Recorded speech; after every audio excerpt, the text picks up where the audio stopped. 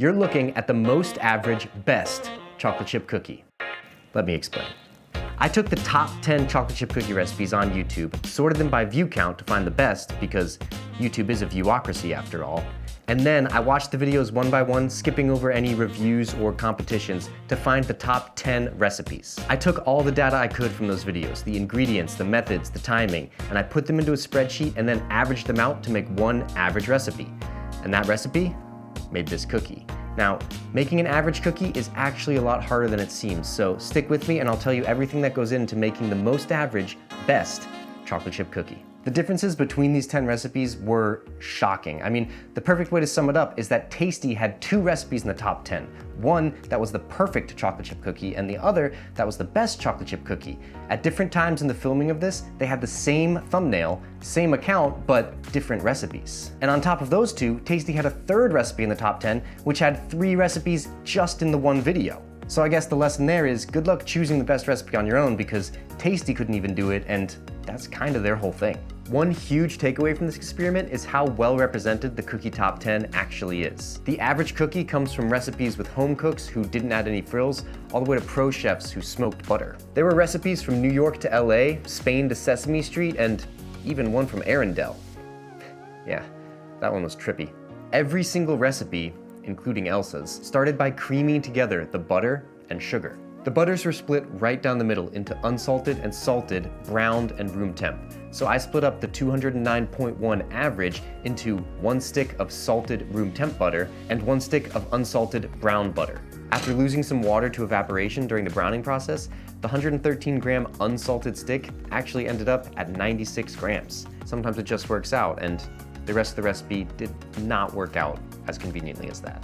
The sugars were pretty easy to average, just 143 grams of white and 203 grams of brown. The hardest part there was just converting from cups into grams, which, can we just figure this one out? I mean, Big Measuring Cup has had its chokehold on the kitchen tool market for far too long.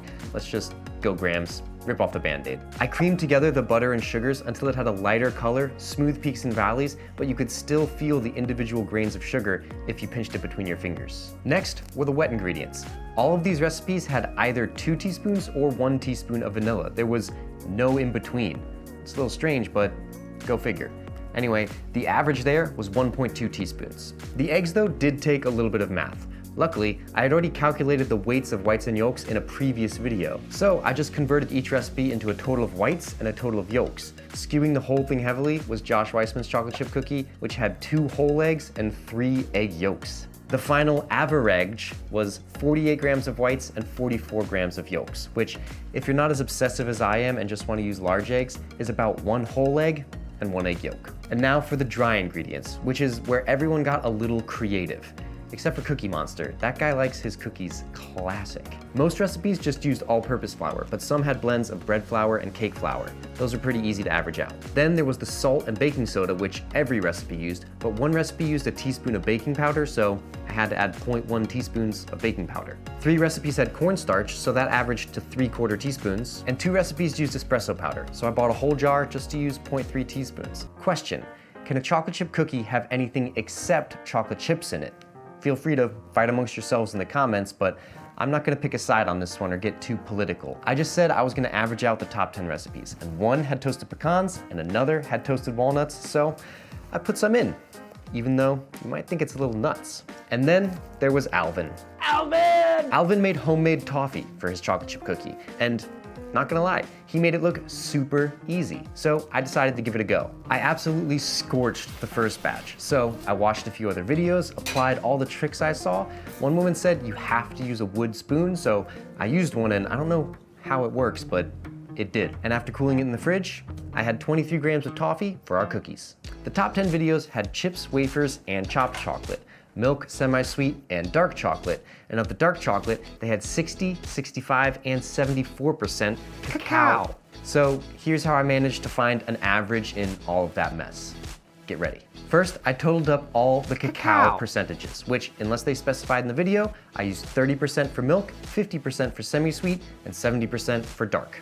That left us with a 56% cacao average. Now, I could have just gotten some 56% cacao chocolate chips and called it a day, but I really want to bring you the most average cookie. So I separated the recipes into milk, semi-sweet, and dark chocolate and found the averages separately. That left us with 44 grams of milk chocolate wafers, 83 grams of chopped semi-sweet, and 132 grams of dark chocolate chips. Now, I could have stopped there, but I enjoy pain and high school math. So I did some algebra and found out that the average percentage for dark chocolate was 68.3821076%. But believe it or not, they don't sell 68.3821076% chocolate chips or wafers. So I crunched some numbers to combine 63% chips with 72% chips to end up with the correct amounts of 74 grams of Ghirardelli 72 and 58 grams of Guittard 63. I saved a few chips to put on later and mixed the rest together with toffee and toasted nuts. I used 3-ounce scoops, which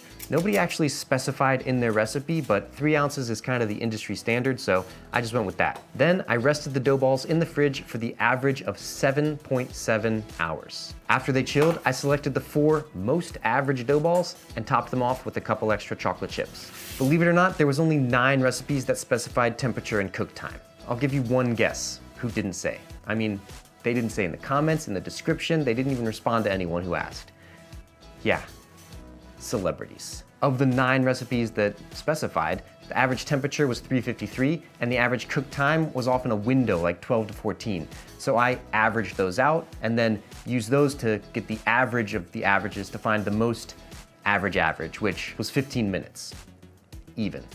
After 7.7 hours and 15 minutes, I took the cookies out and sprinkled on some smoked sea salt flakes to represent the recipes that had sea salt flakes and that one that had smoked butter. And it was finally time to taste the most average, best chocolate chip cookie. And it was definitely undercooked.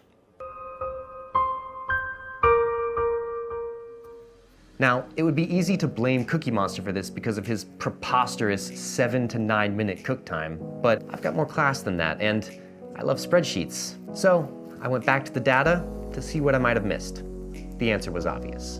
I had averaged the cook times for each recipe to get a precise time, but that would only work if I also averaged the ovens, and clearly my oven is not an average oven. So it's either that failed or the math, and the math would never fail. So I went back and watched all 10 recipes again to see if I missed anything, and I didn't. She didn't say the temperature or cook time. And the new range of average cook times was 1348 to 1612, which gave us over an extra minute of cook time to cook our cookie to absolute average perfection. By this point, I'd watched over an hour of videos, so the dough had been chilling much longer than the 7.7 average rest time. And I could have just made another batch, but you know the drill. I love spreadsheets, so I remade the dough from scratch. And I learned a lot since the first batch. Sometime between scorching the toffee and toasting 16.5 grams of walnuts, I discovered something within myself. I discovered that I needed to take a stand. Chocolate chip cookies only have chocolate chips. That's why, for the second batch, I didn't add any toffee, any walnuts, or pecans. Just a truly average chocolate chip cookie. And it was